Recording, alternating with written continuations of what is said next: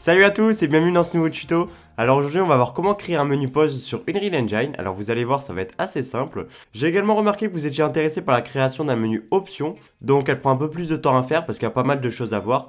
Mais je suis en train de la préparer, elle arrivera sans doute prochainement. Donc on se retrouve sur une map en third person. Et la première chose que vous allez faire, ça va être de créer un dossier menu. Alors déjà vous allez dans Content Drawer. Alors moi j'avais déjà créé un dossier menu. Donc je vais venir cliquer dessus, là vous pouvez le créer. J'avais aussi créé tout le widget pour le menu principal. Donc là, normalement, vous, ça apparaîtra pas. Donc moi, je vais créer un nouveau widget pour le menu pause. Donc pour ça, je vais faire un clic gauche. Je vais aller dans User Interface et je vais cliquer sur Widget Blueprint. Je vais venir cliquer ici. Là, vous pouvez le renommer WB Pause Menu. Et ensuite, on va venir cliquer dessus. Donc on se retrouve sur notre widget. Donc déjà pour commencer, il faut savoir qu'il est composé de deux parties. Il y a la partie graph qui va nous permettre de gérer sa logique. Et ensuite, il y a la partie designer qui va nous permettre de designer notre menu. Donc on va appeler directement un Canva panel qui va nous permettre de servir de support. Hop, je vais faire le glisser comme ceci. Et ensuite, je vais pouvoir appeler une vertical box. Hop, la vertical box, vous la placez où vous voulez, vous lui donnez la taille que vous voulez. Moi, je vais lui donner à peu près cette taille. Parfait. Je vais vérifier qu'elle est bien au milieu. Pour ça, je vais dans Onshore, je vais au milieu. Et là, je vois qu'elle est assez bien placée. Peut-être si je change comme ça. Ouais, nickel. Alors, une fois que c'est fait, on va pouvoir appeler nos boutons. Donc là, je vais appeler le premier bouton que je vais venir faire glisser dans ma vertical box. À gauche, je vais pouvoir gérer ses paramètres. Alors déjà, on va le renommer. Moi, ça va être le bouton pour reprendre. Donc, je vais le renommer bouton reprendre. Le renommer, ça va nous permettre de mieux gérer sa logique. Vous allez comprendre après. Ensuite, moi, je vais lui ajouter un espacement vers le bas. Donc, je vais dans Padding, Button, et je vais lui ajouter 150. 150. Ensuite, moi, j'aime pas trop le gris comme ça. Donc, je vais changer de couleur. Pour ça, je vais dans Background Color. Je vais venir cliquer ici. Et moi, je vais sélectionner le rouge. Hop, là, bien sûr, vous sélectionnez la couleur que vous voulez. Une fois que c'est fait, je peux ajouter du texte à mon bouton. Donc, pour ça, je vais dans Texte. Je vais le faire glisser dans mon bouton. Et là, je vais pouvoir aussi gérer ses paramètres. Alors déjà, on va gérer sa police d'écriture. Moi, je vais la mettre à 50. Pour ma vidéo sur le menu principal, j'avais pris un peu le thème de GTA. Donc on va reprendre le thème, mais on va choisir la même police d'écriture. Donc Price Zone, c'est un peu la police d'écriture de GTA. Et là, je vais changer de text block et je vais mettre reprendre, parce que c'est le bouton pour reprendre le jeu. Une fois que c'est fait, je vais pouvoir dupliquer ce bouton-là deux fois. Une et deux. Alors le deuxième bouton, ça va nous servir à faire le retour au menu. Et le troisième, ça va nous permettre de quitter. Donc on va renommer tout ça. Alors lui, ça va être le retour au menu, donc on va l'appeler retour. On va aussi changer son texte. Pour ça, je sélectionne le texte dans la hiérarchie. Et j'écris retour menu. On va s'occuper du troisième bouton. Alors lui, ça va être le bouton pour quitter. On va aussi changer le texte. Et on va mettre quitter. Ok, alors maintenant qu'on s'est occupé des boutons, on va pouvoir gérer le fond d'écran. Alors pour le fond d'écran, moi je veux qu'on voit l'image du jeu quand il a été mis en pause, mais je vais juste lui rajouter un peu de flou. Alors je sais pas si c'est très clair, comme ça vous allez mieux comprendre. Donc vous allez appeler le blur, je sais pas comment ça se dit en anglais. Là vous voyez qu'il a la mauvaise taille, donc vous allez sélectionner encore, vous allez le mettre en plein écran. Et là vous allez mettre toutes les valeurs à 0. Et vous allez voir que ça va épouser parfaitement notre menu. Ok, une fois que c'est fait, on peut changer la force du flou. Alors moi je vais mettre 5. Et là on a un autre problème. Vous voyez que le flou il se met au-dessus de mes boutons. Et du coup on ne voit pas mes boutons. Ça c'est un problème de calque. En gros le flou il se place au-dessus de mes boutons. Donc on va dans Z Order et on va mettre -1. Nickel, alors là on a notre menu. Alors moi je vais juste rajouter un peu de padding sur le dessus de mon bouton reprendre. Je vais mettre 50. Et là on a notre menu. Alors maintenant on va pouvoir gérer sa logique. Alors moi ce que je veux ça va être de configurer une touche pour que quand le joueur appuie dessus, le jeu se mette en pause.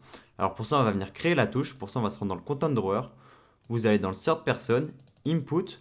Ensuite, vous allez dans Action. Et là, vous allez créer une nouvelle Input Action. Pour ça, vous allez cliquer sur clic gauche. Vous allez vous rendre sur Input.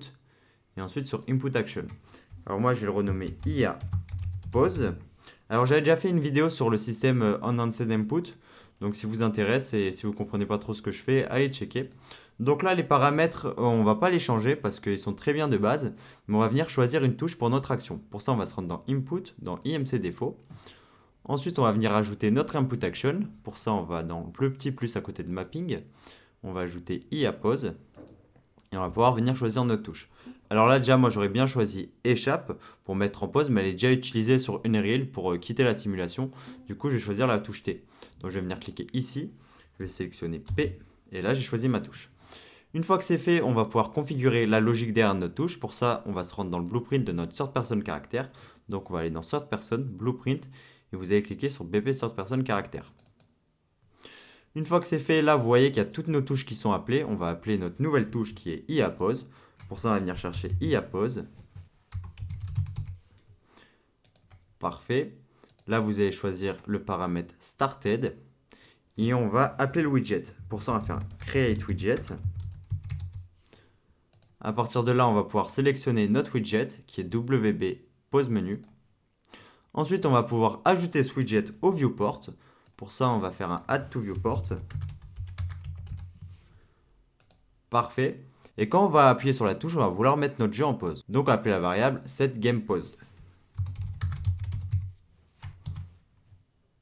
Et on va venir sélectionner la case pour bien le mettre en pause. Une fois que c'est fait, on va pouvoir réactiver le curseur de la souris quand le joueur est sur le menu pause. Pour ça, vous allez faire un getPlayerController.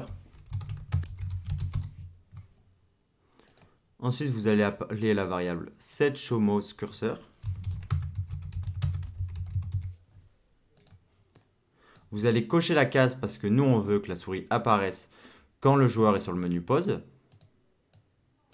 Et ensuite, on va pouvoir appeler le node setInputModeUIOnly parce qu'on veut que le joueur puisse interagir qu'avec notre interface. Ensuite, on peut relier les pins d'exécution. Hop, parfait. Bon là, c'est vraiment pas droit, du coup, je vais faire un Q.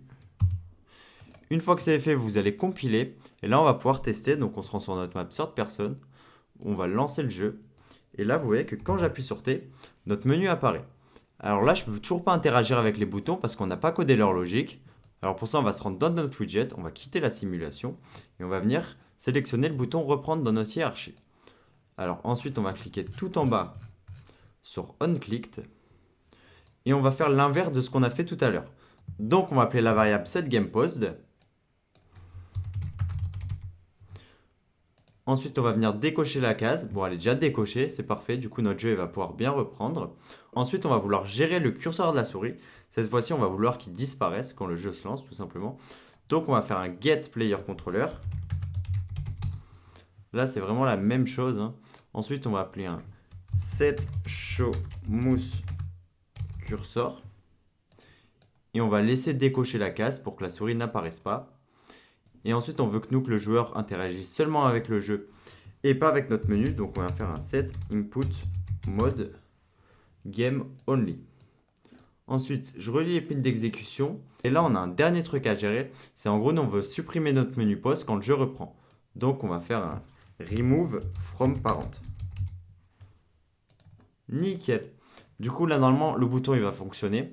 On va tester tout ça après. Mais avant, on va s'occuper des deux autres boutons. Donc, on va se rendre dans notre designer. Là, on va sélectionner le bouton retour au menu. Et là, on va faire comme on a fait tout à l'heure. On va sélectionner onClicked. Ensuite, moi, quand le joueur clique sur ce bouton, je veux ouvrir la map du menu. Donc, je vais faire un Open Level by Name. Hop. Et là, je rentre le nom de la map de mon menu. Alors, moi, je crois que c'est map menu. Parfait. Là, bien sûr, moi, c'est le nom de ma map. Vous, pour votre menu principal, ça sera peut-être une autre. Donc, vous avez juste à l'écrire. Et ensuite, on va s'occuper du dernier bouton, qui est peut-être le plus simple à voir. Donc, on va dans le designer. On va sélectionner le bouton quitter. On va toujours cliquer sur onClicked. Et là, on va juste appeler le node quiet game. Parfait. Ensuite, on peut compiler. On va venir tester tout ça. Donc, on va se rendre dans la sort person map. Là, je lance, vous voyez que là, le joueur, il sera sur votre jeu. Là, il en a marre, donc il va sur le menu pause. En fait, il a envie de reprendre, il est un peu indécis. Donc, il clique sur reprendre. Ensuite, il reclique sur P. Là, il peut aller au menu, il fait un retour menu. Alors ça, c'était le menu principal que j'avais configuré dans ma vidéo sur le menu principal. Donc ensuite, on peut cliquer sur démarrer. Et là, le joueur, il a envie de quitter. Et du coup, ça nous fait quitter le jeu. Nous, ça nous remet sur Unreal Engine, mais pour le joueur, ça va bien quitter le jeu. Donc voilà, c'est tout pour ce tuto. Alors avant de se quitter, si vous souhaitez vous améliorer assez rapidement sur Unreal Engine pour vraiment avoir des bases solides, on vous propose la formation Irréel. Alors cette formation elle est vraiment cool car elle permet vraiment de centraliser tout ce qu'il faut savoir sur Unreal Engine, comme le blueprint, le level design et j'en passe. Et à la fin vous allez en fait créer un jeu qui va vous permettre de pratiquer tout ce que vous avez appris. Donc voilà, moi je trouve que c'est une super formation pour apprendre le moteur, surtout si vous vous sentez un peu perdu avec Unreal Engine. On a aussi une formation sur la création d'un jeu d'horreur, si c'est plutôt ce type de jeu que vous voulez créer.